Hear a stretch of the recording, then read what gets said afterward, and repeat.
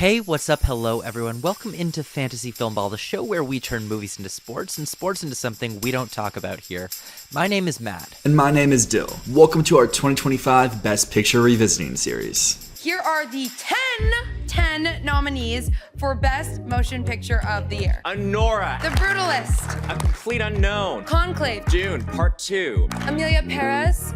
I'm Still Here. Nickel Boys. The Substance. And Wicked. Welcome into episode 11 of our 2025 Best Picture Revisiting Series. On this episode, Matt and I will give our personal ballots in Best Picture, as well as what we would vote for in every category. Then we will reveal our 2025 Best Picture Revisiting Series Preferential Ballot Champion. Welcome in. It is the day after the Oscars as we're recording this, and we haven't really talked about our own personal selections yet. Through this whole revisiting series, we've talked about all 10 films in Best Picture. We've kind of shared our opinions, our thoughts, our feelings on all of them, but we thought it'd be fun to sort of not just touch on Best Picture, but touch on all of the categories, giving our picks and what we would have voted on if we had a ballot to vote at the Oscars. You've heard our thoughts on all 10 of these Best Picture nominees, but now we really need to expand it out to all of the other categories as well. So I am super happy to dive into this. So Matt, where do you want to start? Should we start off at Best Picture or should we work our way up? I think let's start off at Best Picture. Let's give the people what they want. We'll give our personal rankings. And then at the very end of the video, we will give our full tally of all of our guests across all of the episodes, what their rankings have been. Starting off at number 10 in Best Picture, I guess I am going to be going Amelia Perez just like everyone else. You heard our Best Picture Revisiting episode. No need to really dive too much into my thoughts there. Just like, I don't hate this movie the way everyone does, but I also don't think it's a great movie either. So at my number 10, I actually was shifted to this through a very recent rewatch because I've heard complaints and I went back just to reevaluate, see if there's some things that I missed. And Amelia Perez is my number 10 now after a third watch. There was a whole angle to the film that I didn't really take into consideration when I watched it before. A blind spot, if you will. I definitely took into consideration a lot of the complaints that I'd heard, and it does drop down to my number 10 film. At number 9 for me, I go over to the film that upset it in Best International Feature, and that's I'm Still Here. Yeah, I think it's a very great movie that is very heavily boosted by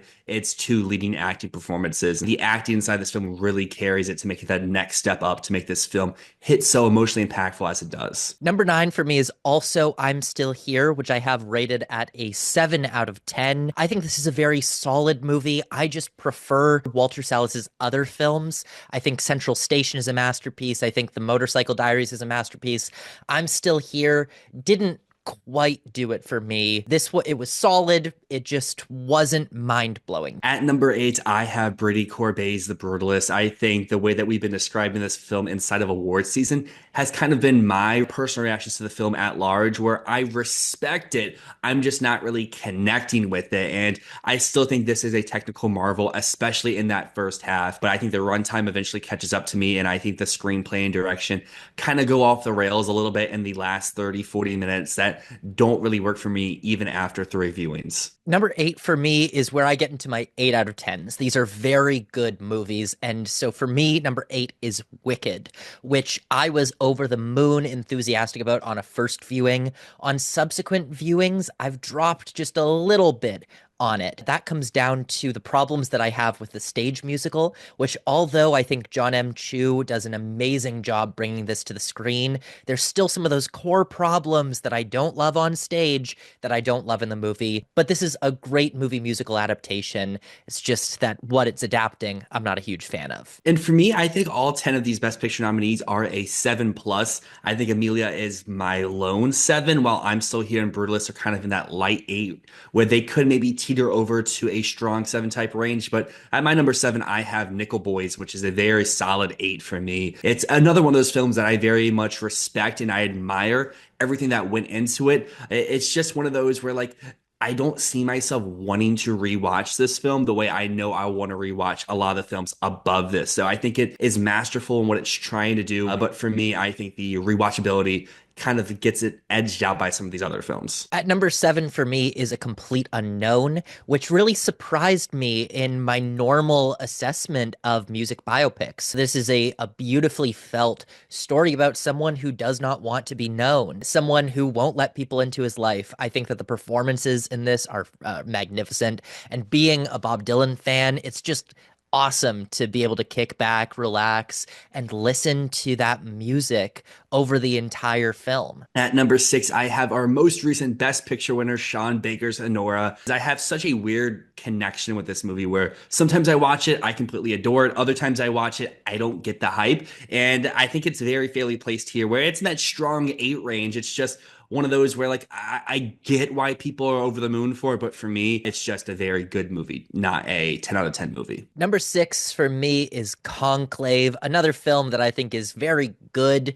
It's doing everything it needs to, totally serviceable, very fun popcorn thriller mystery, very well acted, great ensemble. All the pieces here are working perfectly as they need to be. It's just not doing anything to exceed what I expect out of a movie like this, but it's a great time at the movies. And that's kind of how I feel about my number 5 movie being A Complete Unknown. I mean, this is a 2.5 hour jam session. I love music films. This film is, I think, what music biopic should really strive to be. It's not a womb to tomb type biopic. It is looking at a specific moment in one's time and really diving into the live performances. And I think this is a true feat of casting. You're not just casting Bob Dylan, you're casting all of his contemporaries as well. And I feel like the ensemble knocks out here. I think Mangold's direction really elevates the material, and it's one that I find insanely rewatchable. Number 5 for me, now we're getting into my 10 out of 10s. Everything from here and above, I think, is a masterpiece that I'm going to be talking about for years to come.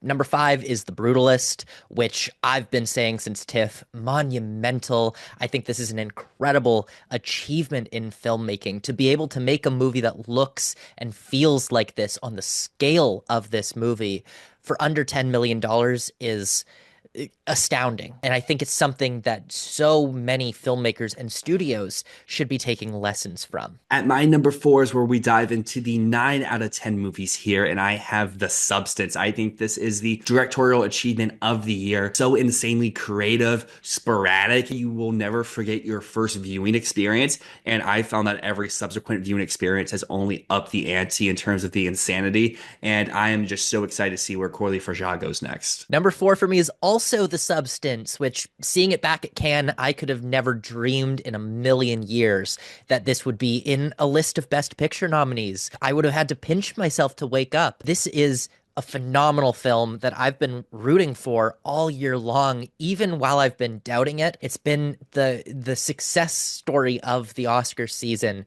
I can't believe it, but what a great film, what a distinct vision, and what a promising voice in genre filmmaking. How great is it that the Academy is taking horror seriously again? And for my number 3, I have Conclave, our arguable runner-up for Best Picture in real life this year. This movie, I think, is just so fun. It subverts expectations in a very weird way that you wouldn't expect going into a film about the election of a new pope. But I also feel like this is one that you can really recommend to anyone and spur such a fun and inspired conversation. The performances here are great. The movie zips by at just 2 hours. The screenplay is super witty. While yes, maybe some of the movies below this are a little bit more flashy, this one really sticks with me after watching it, and it's one that I find just super fun and easy to talk about. Number 3 for me is the Best Picture winner, Anora. It's a lovely film that made me feel every single emotion possible, something that I think Sean Baker is incredible at. I think back to seeing The Florida Project in theaters and, again, feeling every single emotion that I've ever felt sitting in that theater.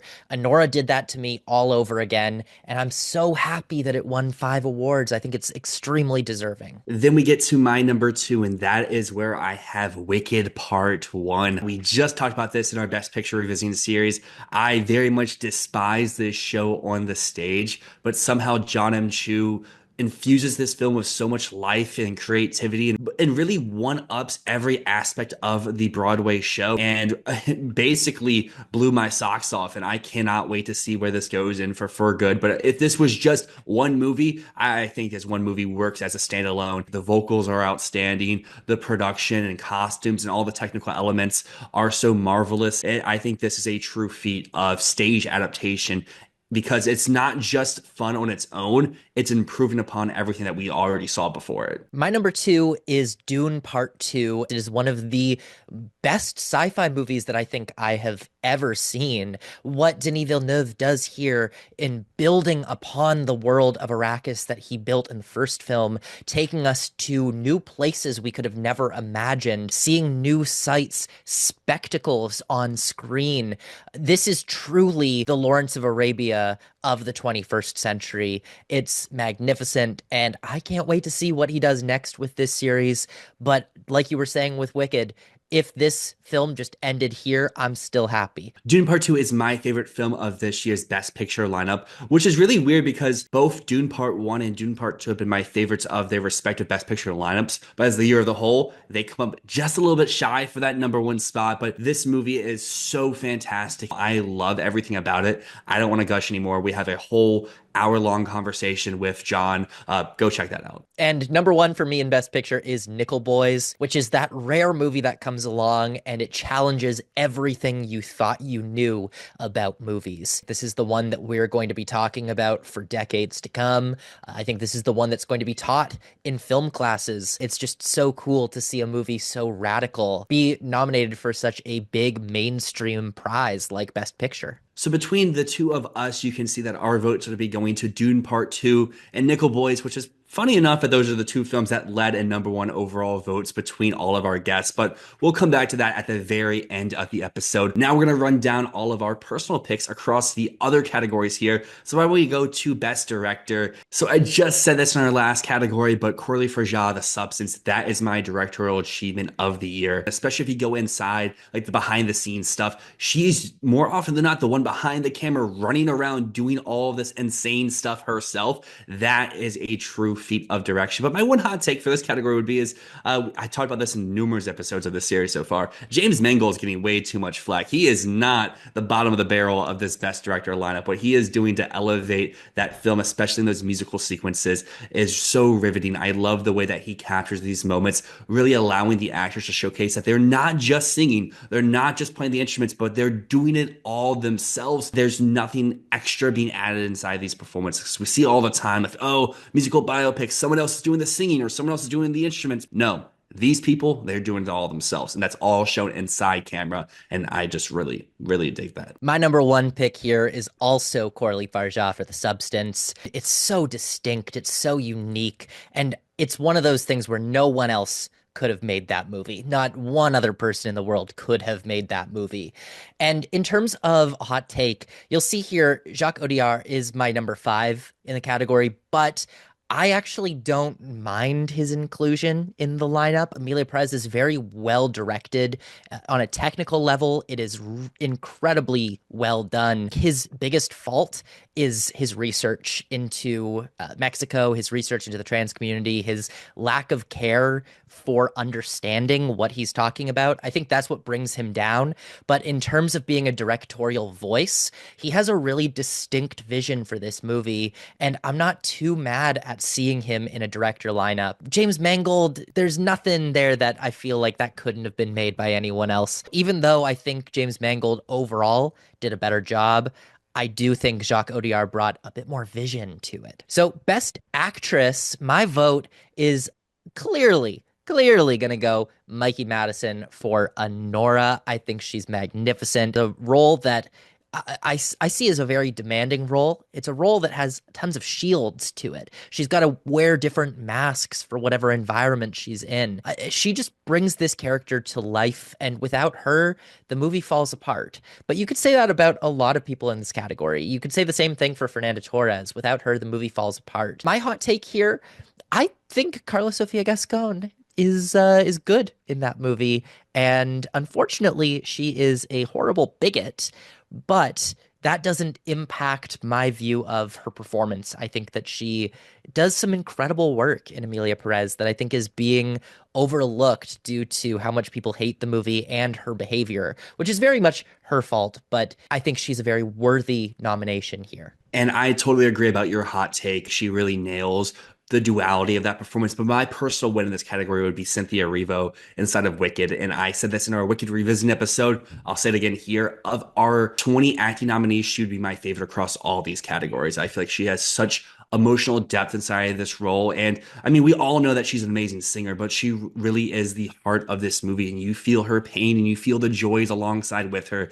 And I cannot wait to see where that goes inside of Wicked for Good. And on the flip side, we have Best Leading Actor, where I am agreeing with the Academy here. Adrian Brody is my favorite of the category. There's this joke of he won the award in the first 15 minutes, and kind of have to agree. He really does everything you would want from an acting performance in those first few sequences. But this movie is 3.5 hours long, and he carries this with so much might and so much strength throughout the entirety of the runtime. And while I may have some issues with the Brutalist, none of that falls upon Adrian Brody's shoulders. But my hot take of this category is all 5 of these nominees are amazing. They're fantastic. No faults here. Of all of our realistic contenders, these are the 5 I would have wanted to see. My number one, I'm surprised that I'm the one to have this and you don't.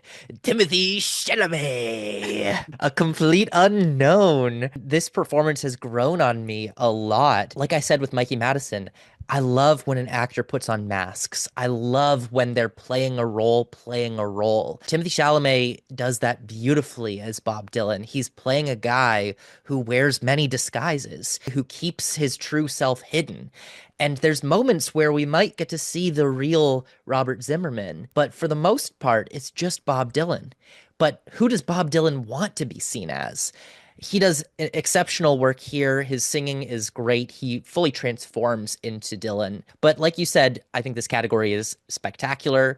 My hot take, I think I would have swapped Coleman Domingo for Hugh Grant, actually. Ooh, that is a pretty hot take. Now, over in supporting actress, my number one is easily by a mile and a half Ariana Grande. The second she comes down in that bubble and she's singing No One Mourns the Wicked, my God, instantly I knew that this was going to be one of my favorite performances of the year, and instantly I knew that I was so wrong in doubting her. She's amazing. And a hot take for me here, I have never thought that Zoe Saldana was very special in Emilia Perez. Even when I was in my Emilia Perez defender stage, I have never thought that she was one of the best parts of that movie. In fact, I actually think I prefer Selena Gomez. Well, I totally agree that Ariana Grande is outstanding and fantastic inside of Wicked. She would get my award as well. I talked about this in our Best Picture section of this, of elevating what we have already known. This isn't a copycat performance of Kristen Chenoweth from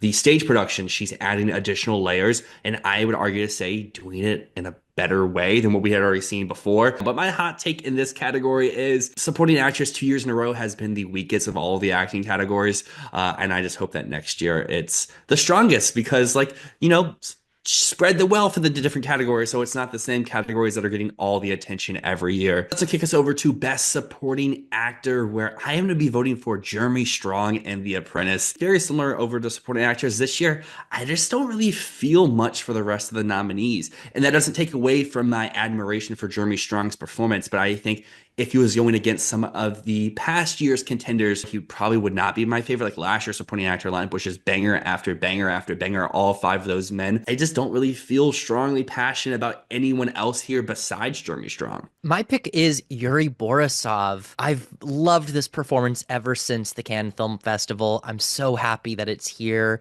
And I've just fallen more and more in love with the subtleties of the work in Yuri Borisov's performance. He doesn't get a ton to do. He's not rattling off big monologues, but he is the heart and soul of Honora. And without him and his strong, silent presence supporting the entire film, I don't know if it would be as lovable, as sweet, as empathetic as the movie actually is. I think he does a lot of the work in bringing in that softness that made this film accessible to a wide audience. Hot take here, Kieran Culkin, I think he's good. I don't see why he was a sweeper. I don't know if this is really even a hot take anymore. I guess one other thing, even though Edward Norton wouldn't be anywhere close to my lineup, I have to admire that he was the perfect casting for that role. I don't think that he's a great nominee, but goddamn, you could not imagine a better person to be cast as Pete Seeger. The next category to talk about is Best Adapted Screenplay, where my winner by a mile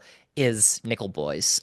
I've said it all before. Having read bits and pieces of the screenplay, I hope to dive into it deeper soon. But I love, love, love that they wrote all of the archive footage in, all of the cutaways that they found in the edit. They're also in the script. I think that's exceptionally well done. And my hot take here, Sing Sing, despite how much I really like the movie, I don't think it has a great screenplay. I think that some of that movie's faults and the reason that I don't love it over the top is I feel like it lacks a little bit of structure in the story. It is a beautifully done film. I just think that comes much more down to the performances than the script. On the other hand, for me, I will be going for Conclave and Best Adapted Screenplay. This screenplay is so sharp, it's so witty. Every rewatch that you have, you pick up on little cues that lay the groundwork for big twists and turns that happen later on down the story. And for me as a viewer, that's something I very much appreciate about the screenplay. And then I guess my hot take here would be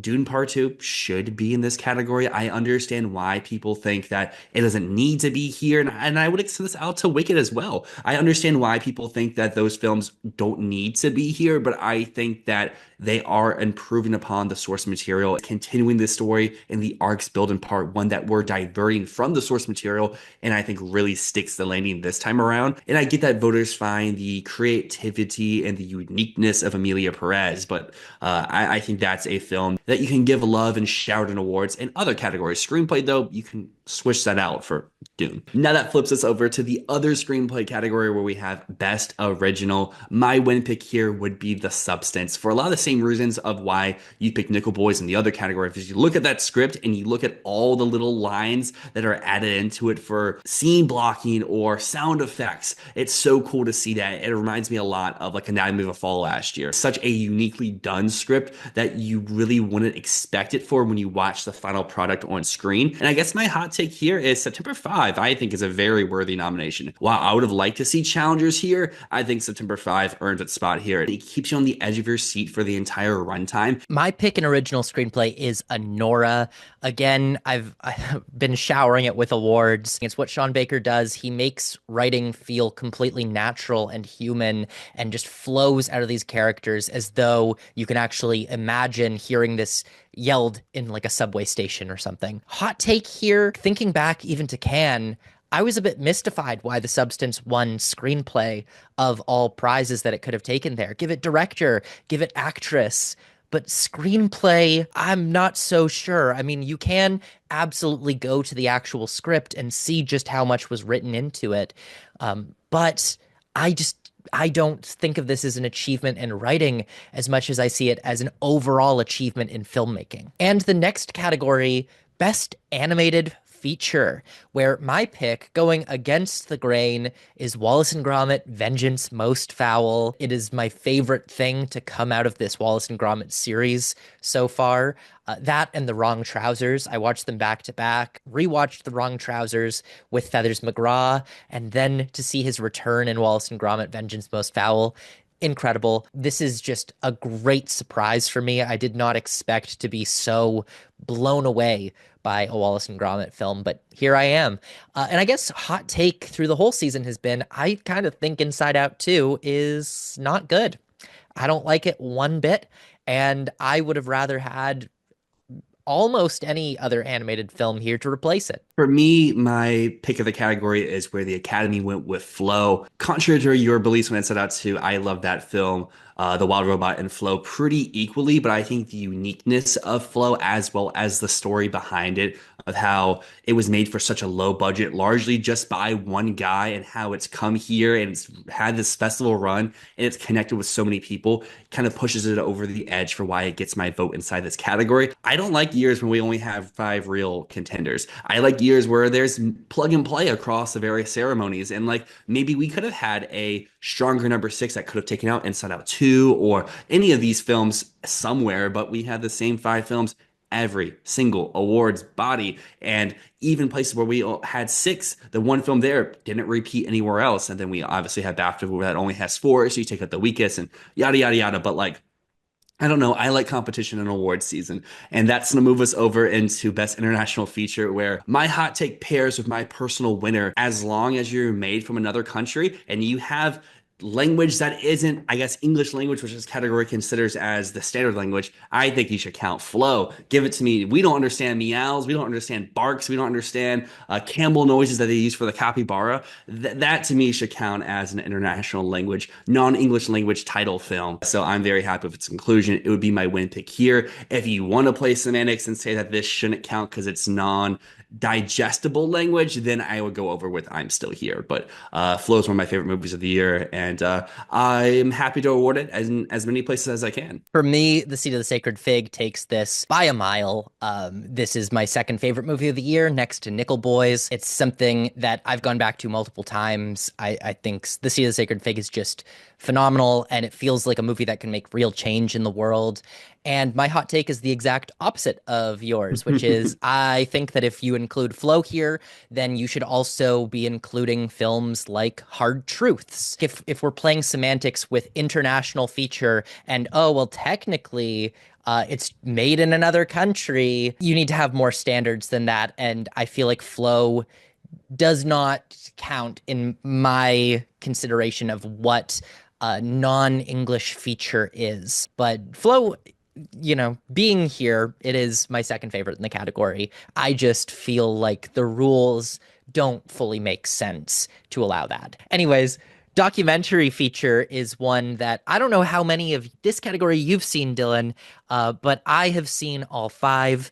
And Soundtrack to a Coup d'etat takes it again by a mile. It is such an exciting documentary that is just propulsive with the way it cuts together jazz music to this rhythmic beat and sort of showing you the ins and outs of how the CIA and America used jazz music as a way to wage war against the Soviet Union during the Cold War. It drew connections that I never would have thought of. And yeah, if you love conspiracy theories and you love jazz music, this is the movie for you. It's really good. Anyways, my hot take in this category is No Other Land is my fifth favorite in the category. It is the bottom for me here. I think that No Other Land is a much better topic than it is a film. It is an incredibly vital film to talk about, a vital film to watch. It is not a movie that in itself made a huge impact on me, even though I firmly support the cause that it's all about. Just as a movie, didn't do it. As you said, you've watched all five of these. I only had the chance to see two of the eventual nominees. I saw a lot of documentaries this year. Just a lot of the documentaries I saw were the ones that the Academy tends to gatekeep, or were some of these shocking snubs at the very end of the day. So it comes between No Other Land and Black Box Diaries. And similarly to you, No Other Land is one where stand behind the message, support that. Movie itself isn't the most engaging or impactful, but I'm not mad about the win whatsoever at the Academy Awards, so I will be giving to Black Box Diaries. But my hot take for this category is like documentaries should be more widely available before nominations or before the Academy Awards. Of our five nominees here, a lot of them got very minimal or basically no theatrical runs whatsoever, and the ones that did get theatrical runs were very hard to seek out. Like, I live in a very major city right now, and between all five of these nominees, the only one that played in a cinema with inside the city was No Other Land. Wow. And that's the only one that doesn't have distribution. Weird how that works out, but yeah, like I would have loved to see Soundtrack to a Coup d'etat. I was holding out for it to come to a cinema near me because your rave about it, it sounds right up my alley, and it sounds like one that you should experience in a cinema outside of watching on your couch because it's a long documentary. Because that's one of of the reasons why I love Summer of Soul so much is you get to hear the music with great surround sound. You get to see it on a big screen to really enjoy the sporadic editing. But yeah, documentary features, they should get at least a decent theatrical release, especially if they are vying for awards. Let's move into some of these technical and craft categories, and let's start off with best cinematography, because my hot take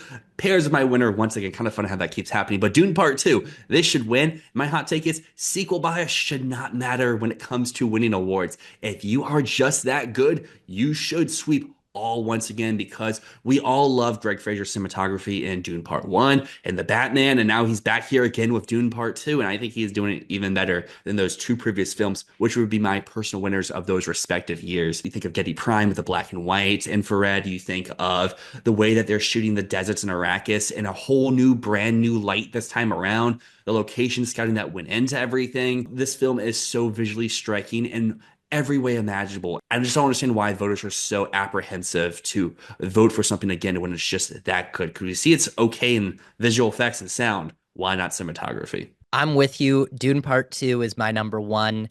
What a phenomenal looking film. Takes everything from Greg Fraser's work on the first one and steps it up to a new level. There's so many inventive ideas thrown in here, visuals that are not in the book that were invented specifically for the screen. It's phenomenal work and absolutely would have been deserving of a second Oscar for Greg Fraser.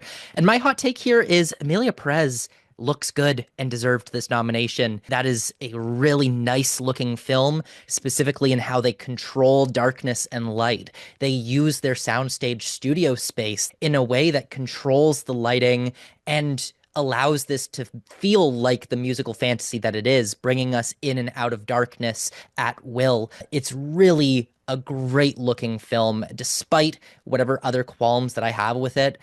It's very much worthy of its nomination here. And in the costume design category, Wicked is my number one. Easy number one here. Great work on Wicked. I love that every single costume tells a story. Paul Tazwell did a phenomenal job at weaving character into the fabric. If you see close-ups of Cynthia Erivo's dress, there is stitchings on it that actually give you a bit of insight deeper into Elphaba's character. There's just little hints and everything, fan service that comes into the costumes, which most people will never notice. But for the people that know what to look for, it's there. And that's the type of fan service that I think we should have more of. Stuff that is not in your face begging for your approval, but is there for the people that care to look. Great work, very deserving.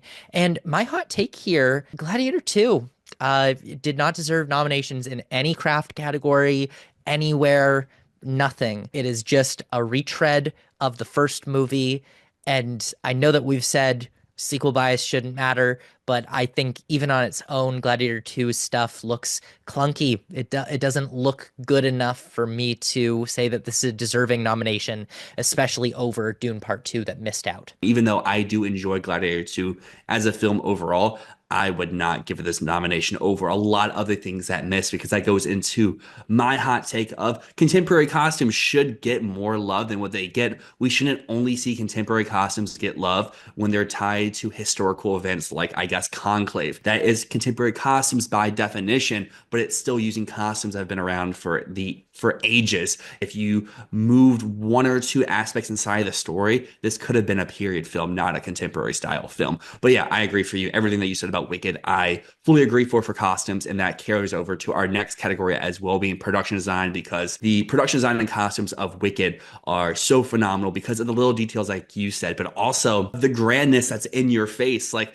you look at Wicked and you have to be in awe of everything they did. They planted all those flowers. They built all those buildings from the ground up. That train was an actual working train. This was a real town, a real city you could walk into and experience life and feel like people have been living there for so long. And that is what great production design is all about. So I think a lot of people would disagree with is I am much more in favor of when people build new things over location scouting of using pre-existing stuff. And I think of location scouting as more as like set decoration. Production design and set decoration go hand in hand. It's not just building things, it is also decorating the things that are built. And so I think it is a balance between the two. For me, The Brutalist is hands down my number one. What they were able to do with the budget of that movie is incredible. The things that they were able to build, the sense of scope they were able to instill in the audience. Adrian Brody even thanked the production designer in his speech because she is the real Laszlo Toth. Judy Becker built all of this stuff. She designed it all, and it just captures tone and time period perfectly. I love all of these nominees. I really do. I think that Nosferatu is my bottom one. They could have taken it a little bit further in that German expressionist direction. They could have done a little bit more with sharp corners, with the models, but it is really strong work.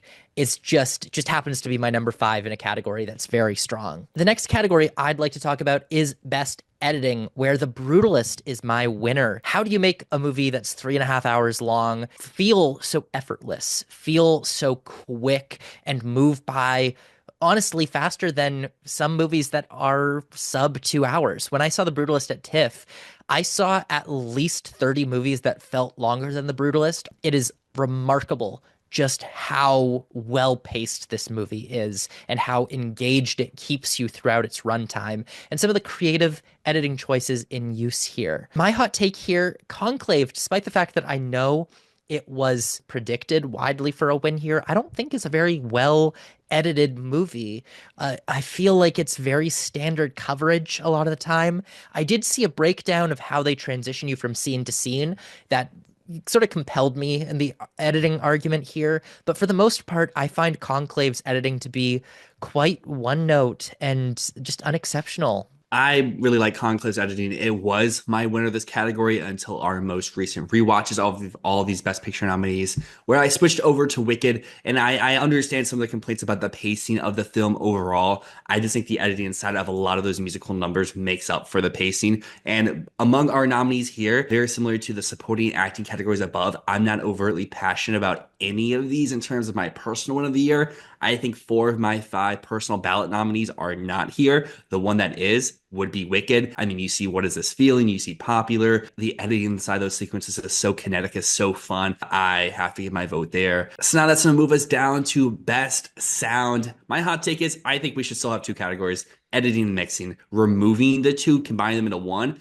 has clearly shown that they are going for one of the categories more so than the other, both in terms of nominations and wins year after year. And in terms of a stats head, it's hard to have a film end up tying the all-time record or winning the all-time record in terms of total overall wins when you get rid of a whole category. My win, though, goes to Dune Part 2. I've seen this film in almost every way imaginable. Dolby, IMAX, DGA theater, my couch. Every time it sounds phenomenal. I would have loved to see Wicked get a win somewhere because I am a sucker for live seeing on set. We've seen that with Les Mis. We've seen that with Cats. We see it here again with Wicked. And I guess a complete unknown as well. But when Dune is here, you can't really go against the grain because that work is just the best of the year. My winner here is Dune Part 2.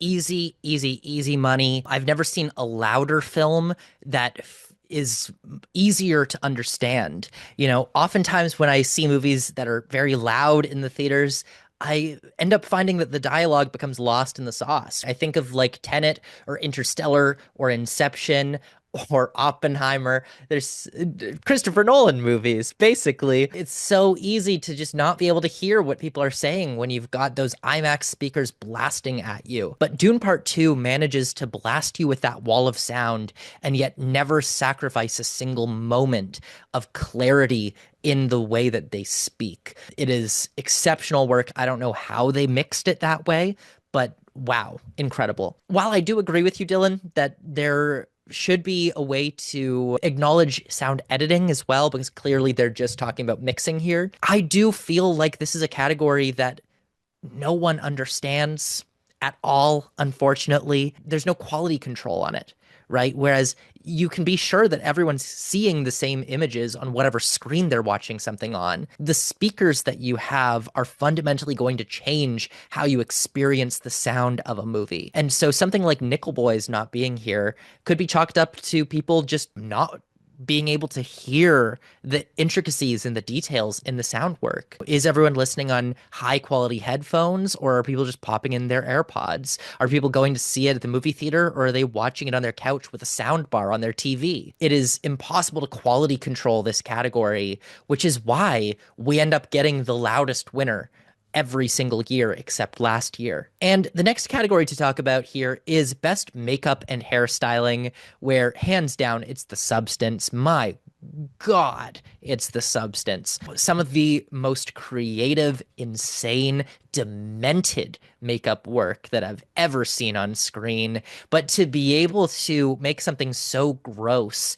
without ever sacrificing the pop appeal of the film, I don't know how they made this film without turning every single person away. Somehow they made something so gross but so impressive that it still managed to win an Oscar. My hot take here, I don't really like most of these nominees, but the one that I guess I have a bone to pick with is Nosferatu, where I feel like it is so much easier to do really cool makeup work if you're covering it in darkness the entire time. Granted, there's some great hair work that's happening elsewhere, but Nosferatu, I think the way that they shot it helps so much, and I can't buy into it as a makeup nominee for that reason. My hot take in this category is if we had sound broken up in the past, makeup and hairstyling should have been broken up as well. If sound's one category, I guess this can be one category as well. The hairstyling achievement of the year is Wicked, but the makeup and hairstyling achievement of the year, at least for me, I will disagree with you. I think is Nosferatu. I think the hair work on the entire ensemble, not just the hair on top of their heads, but their mustaches, the transformation of Bill Skarsgård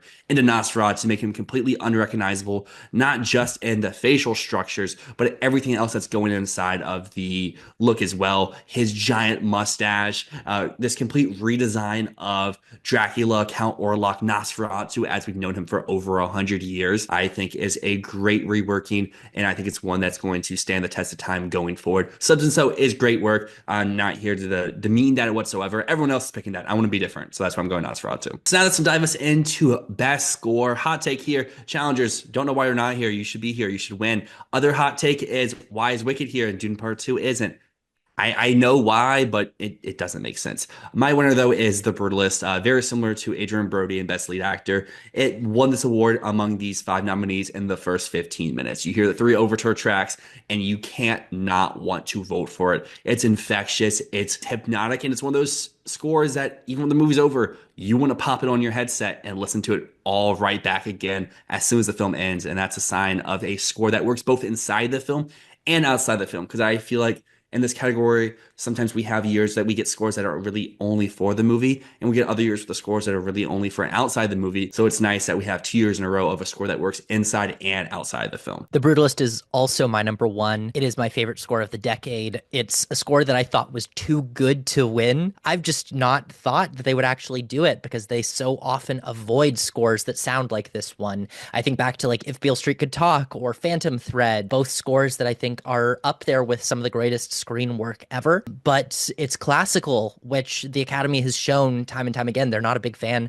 of classical scores, but The Brutalist, they went for it. Very, very happy with that win. My hot take here, I agree with you. Wicked should not be here, but I also don't think Dune should be here. I think both of them should be ineligible. I think that we should have, because this is best original score, we should revive the best adaptation score that we used to have. If you look back decades ago, films like West Side Story or Barry Lyndon or All That Jazz won the best adaptation score award, which was given out to films that used existing themes, reworked them, or even just played them as is. And a film like Dune Part 2 has a phenomenal score that improves on the bones of the first one, but it's still using the bones of the first one. It's a bit of an unfair advantage. And Wicked is the same. I listened to that score yesterday in its entirety. There's maybe one or two tracks on that album that don't include themes from the songs that were used in the original Broadway show. How it's considered an original score is absolutely beyond me. But I would have no problem with Wicked and Dune Part 2 and Inside Out 2 and Gladiator 2 and Alien Romulus and whatever other sequels there are competing in a Best Adaptation Score category. I really feel like if we're going to keep nominating stuff like Wicked, like Indiana Jones, we got to have a category that's for non-original music that is a reworking and a retooling and an adaptation of existing materials. Anyways, in Best Original Song, Diane Warren, baby, bring it in. The Journey, the 6888, my number one song here. Look, I'm not a huge fan of Diane Warren, but I can't hate. I think this song is great. I think it's catchy. Her is an amazing vocalist who brings a lot of power to this song. It's great. It's a really, really good track. As for me, my hot take in the original song category is this has year in, year out been essentially the worst category every night in terms of the quality of the nominees. And I know there's nothing you can really do to fix that because it all comes down to what films have original music every year. Picking a winner here isn't always the easiest thing. For me, it's between the two Amelia Perez songs because I very much favor songs that are inside the actual film over in credit songs. And these two, I think, are the complete opposite sides of the die. Are you going for the catchy song or are you going for the song that works better inside the movie? I'm going to go with El Mal, but Mi Camino is a song I'll listen to most of all five of these on my own. If I were to listen to any of these songs on my own, another year outside the Barbie songs from last year, where it's just like, what are we doing with this category? And now that's to bring us into our final of the main awards, being Best Visual Effects. And I mean, Dune Part 2 is here. We're going to kind of trade year in and year out between Dune and Avatar until one of, if not both of these series concludes overall. But yeah, Dune's the winner. And I guess if I had to have a hot take here, I know people were mad about Wicked's nomination. I think Wicked should be here. The set extensions work well, and I think the work on the animals is good for what it's supposed to be. These aren't supposed to be like a Lion King animals where they look very realistic. They're supposed to fit inside this magical whimsy world, and I think that they do. Dune Part 2, easy. We don't need to talk about why. It's incredible. It's great. My hot take here, I like all of these nominees. Kingdom of the Planet of the Apes is by far the weakest Planet of the Apes movie, both in terms of quality and in terms of the actual animation within that movie. I have been so impressed by Rise of the Planet of the Apes, Dawn, War, and Kingdom of the Planet of the Apes was the first time that I've felt like the apes have looked fake at times. Every other movie, they really feel like people. The facial capture on the mocap has reinvented a lot of how CGI is used and mocap is used, and it has never felt worse than in Kingdom of the Planet of the Apes. I've never felt less connected to the monkeys than in that movie. I mean, there's no excuse with it coming 13 years after Andy Serkis gave one of the best performances of the year in Rise of the Planet of the Apes. But I still think the work is good, and there's so much of it. It's hard to say it's all crap, throw it out. I just was disappointed with it based on the high standards of the previous Planet of the Apes films. Let's go to the short films. I've seen all of these. Dylan, have you seen any of them? I was supposed to watch them all last week, but as I said in our predictions video, I was really, really sick. I'm still kind of recovering from a little bit. So I didn't make it out to spend, what would that have been, like 6 hours in movie theater? I don't want to get other people sick. So I might watch them this week. They're still playing till Thursday. So if I see them before this video goes up, I'll record a little mini segment. But if not, look for them in the comments whenever I get around to them. All right. I'll go through my rankings here. Best animated short. In the Shadow of the Cypress, absolutely the correct choice to win. I'm surprised that it did win, but absolutely the correct choice. The coloring of that one, the storybook style of animation, and the fact that it's saying something deeper about PTSD, it is a remarkable film, and it's one that when I saw it back in October, I knew instantly that was going to be in our nominees and possibly our winner. Actually, at the time, I said that was too good to be a winner. They're not going to go for a film like that. Hot take here, I think Yuck is the worst film of the lineup. And I know that a lot of people were counting that as their win pick. I think it's not a very good short film. I don't like it. I think it could have done a lot more than what it did. And it didn't really use the animated form to the fullest. Over in the live action short category, I think that a lot of these are very, very good. I'm not a fan of The Last Ranger. That's my bottom one. Anuja is my number one. Netflix's film. I've seen a lot of people say it's overly sentimental. I think it's wonderful. I like the way that it skirts around what so many short films do in showing us pain. This is a film about love. This is a film about success and a film about triumph over adversity rather than succumbing to all of the bad things in the world. Hot take here, Aileen, which I kept calling Alien, but it's Aileen, I guess. Although it's the most important film here, it is melodramatic to a fault, and I think that it could actually be used in a negative way against what the film is trying to say and what the film is trying to fight for. And lastly, documentary short film. My pick is Incident, which is brilliant in how it uses surveillance camera footage and body cameras to give a real objective perspective on the documentary form. So often documentaries are thought of as being a capturing of real life, but it's not. It's not. You're stitching things together, and whoever is behind the edit gets to control the story. But in Incident, the way that they did that one without cutting around, it's so brilliant in how it strips away that level of like, there's no storyteller pointing your hand. You are choosing what you're looking at the whole time. It's brilliant, and I've never seen anything like it. Hot take here, The Only Girl in the Orchestra. I think this is actually like a pretty lukewarm take because I've seen a lot of other people hating this movie. Didn't deserve to be nominated. What are we doing here? It was the most basic like girl power movie imaginable. You don't even get to see her like play. You just see newspaper clippings of the past. It's a puff piece. It's nothing. Why did this win? Ugh. Anyways, that's my sort of roundup of all of the short films here. And that's our roundup of all of the categories. And overall, I liked this year. I thought that there was a lot of stuff to love, although it might not have been perfect from top to bottom.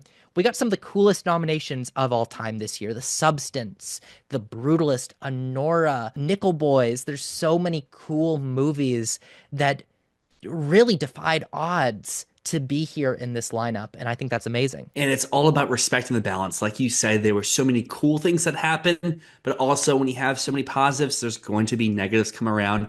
This award season, I think, was the most toxic from almost everyone involved, from rabid fans for specific films to people completely writing off certain subjects before even giving the films a shot. This isn't all about Amelia Perez. I think about To the Apprentice all year long. People are like, no one cares about this movie. I'm not even going to watch it. It's the Trump film. I don't care. And so many people watch it. It's like, wait, that was actually really good. And I think people should go in with more open minds for a lot of films, not just political films, but films in general. Just because a trailer is bad like Wicked doesn't mean that you're going to hate the movie at the end of the day. But yeah, I agree. There's a lot of cool wins this year. And I'm really excited to see how this branches off to next year because we talk about every season how not just the Academy, but a lot of these voting bodies are growing, are changing, are becoming new year in and year out. So what new aspects, what new surprises will we have in store for the 2026 season? So with all that being said, let's dive into our 2025 Fantasy Filmball Best Picture Revisiting Series, Preferential Ballot. You've seen our 10 episodes with our 12 guests give their list, and now you know where Matt and my own ballots fall. Before that though, if you are curious about the average placements between the 14 ballots, they are as followed. Amelia Perez was in 10th place with an average of 8.9 votes. A Complete Unknown was in 9th place with an average of 7.86. Wicked found its way in 8th with an average of 6.79. Conclave in 7th with an average of 6.14. I'm Still Here in 6th with an average of 6.07. Then we have our top 5 kicking things off with Nickel Boys with an average of 4.93. The Brutalist found its way into 4th place with an average of 4.21. Anora and The Substance tied for 2nd with an average of 3.57.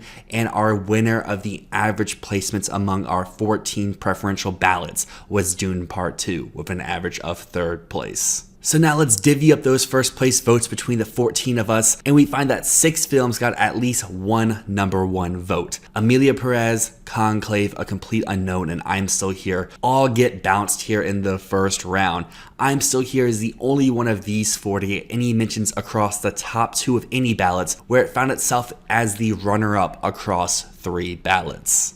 So a quick look at the standings after round 1, we see that Dune Part 2 and Nickel Boys found its way atop of 4 ballots respectively. Then we have The Substance and Wicked both receiving 2 #1 votes across our 14 ballots. And then we have Anora and The Brutalist, which only received 1 #1 vote across our 14 ballots. So now that round 1 is over, we must dive inside of round 2, where we must eliminate Anora and The Brutalist and reposition their votes into new films. So let's dive into Ryan's ballot that had our eventual Best Picture winner Anora atop of his ballot, but his number 2 was The Brutalist. So since that has already been eliminated, we must dive to Ryan's third option for Best Picture, which was The Substance. Well, funny enough, the other ballot that we are eliminating this round is Arno's, who had The Brutalist at the top spot, but his was the inverse of Ryan's, where he had Anora at number 2.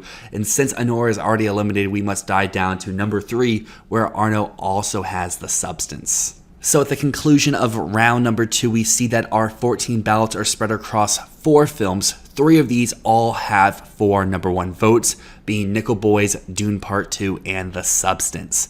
So kicking things off with round 3, we must eliminate Wicked, which only has 2 #1 placements.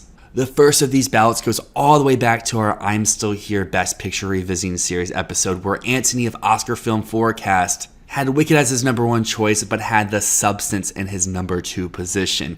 And then, of course, on our Wicked episode, we had Matt's fiance Sierra as a guest, who had Wicked as her #1 choice, but her number 2 option was I'm Still Here, which has already been eliminated, so we must dive down to her number 3 selection, which was Dune Part 2. So at the conclusion of this round, we find that both Dune Part 2 and The Substance both have 5 #1 votes, and sadly that means Nickel Boys is our next film to be eliminated, which only received 4 #1 placements. So kicking off round 4, we must change up those Nickel Boys ballots, and let's start off with Matt's, where he had Nickel Boys as his number 1, but his number 2 was Dune Part 2.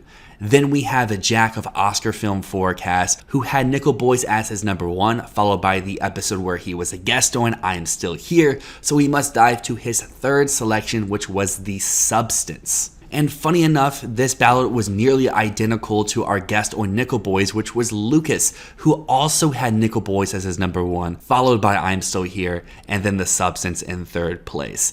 And closing out this round, we have Swerve Master, who was one of our guests on the Amelia Perez episode, who had Nickel Boys in his top spot, followed by Anora, and then Dune Part 2 was his third place selection.